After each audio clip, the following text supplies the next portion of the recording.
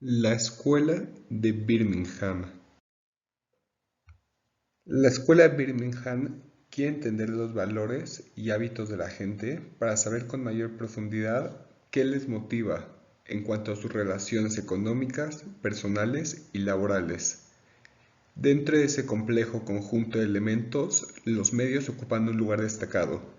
Les interesa la apropiación de la cultura que reciben de los medios masivos y cómo reaccionan a ella, cuál es su impacto en la persona promedio y la formación del status quo. Vamos a hablar de Richard Hogarth. Nació en 1918, conocido por ser el director y fundador del Center for Contemporary Cultural Studies y escritor del libro que vamos a hablar, The Use of Literacy. Este libro es una mezcla de ensayo, análisis etnográfico y autobiografía. El libro habla acerca del cambio cultural que la clase obrera inglesa ha pasado desde las décadas del 20 hasta los 50. En él estudia publicaciones masivas de la época, los estímulos de quienes controlan los medios masivos de comunicación son ahora mucho más insistentes, eficaces, globales y centralizados que antes. Habla de cómo estamos yendo hacia la creación de una cultura de masas. Propone que la cultura urbana popular del pasado está siendo destruida poco a poco y en el proceso se encuentra siendo reemplazada por una nueva cultura contemporánea, la cual en su opinión es menos sana que la pasada. La primera parte coincide con la explicación detallada y minuciosa de costumbres, actitudes y modos de ser de la clase obrera. El autor centra su atención en la descripción de ciertos temas y asuntos. La composición de la familia obrera, cuál es el rol de la madre y del padre, el vecindario y las relaciones que él mismo fomenta o inhibe, la importancia del hogar, la relación de la cultura obrera con el arte, los valores que son más apreciados y a partir de los cuales se estructura y organiza la vida de la clase obrera, diversiones, salidas, utilización del humor y la ironía. Las definiciones que dicha clase tiene sobre sí misma y sobre los otros.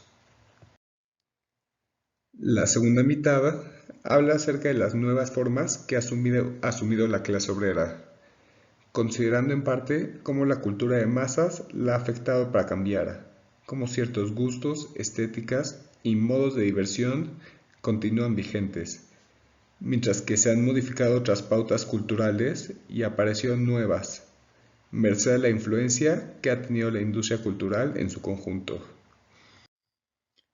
Surge la pregunta planteada por el autor, ¿quiénes constituyen la clase obrera? Se puede apreciar con esa pregunta las metodologías e intentos de delimitar esta clase dentro de la sociedad. Hogarth dice que se debe analizar la relación de una persona dentro de su determinada estructura social, aunque también deben de tomarse en cuenta muchos factores fuera de lo económico, el habla, acentos, entonaciones o diversos dialectos urbanos, aparte de factores superestructurales. El autor tiene una intención de ser capaz de a través de su metodología lograr hacer un diagnóstico de cuál es la situación actual de la sociedad para así poder lograr pensar a futuro las maneras en las que ese panorama puede ser cambiado. Anthony Giddens, en su libro The Constitution of Society, centra su atención en cómo los seres humanos inciden reflexivamente sobre el mundo en el que viven. Parte de su búsqueda teórica se dirigía a los aportes sobre la actividad de los agentes sociales, integrando las realidades micro y macrosociales, la localización de dinámicas de comunicación, la atención a las rutinas y conductas de la vida cotidiana, aparte de la capacidad socioexpresiva de las personas.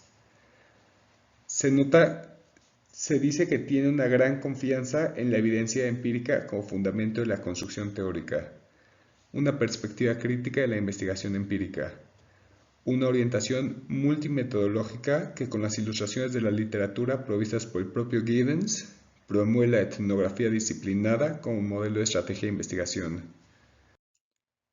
Contribuyendo a las aportaciones de Giddens, podemos ver cómo Jensen, Thompson y Orozco han desarrollado sistemas interpretativos a partir de reconstrucciones teórico-metodológicas, bajo la discusión crítica de supuestos escuelas y autores orientados hacia sus respectivos fines de estudio.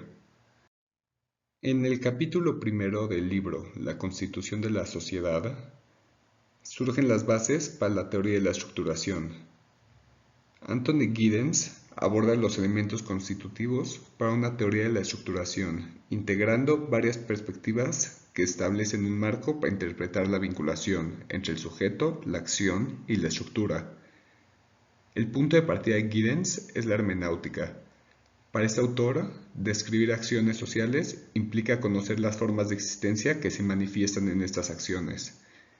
Eso significa una doble hermenéutica, es decir, lo que el científico hace es interpretar, regulando metodológicamente, interpretaciones, las cuales necesitan una conciencia práctica y una conciencia discursiva de legos.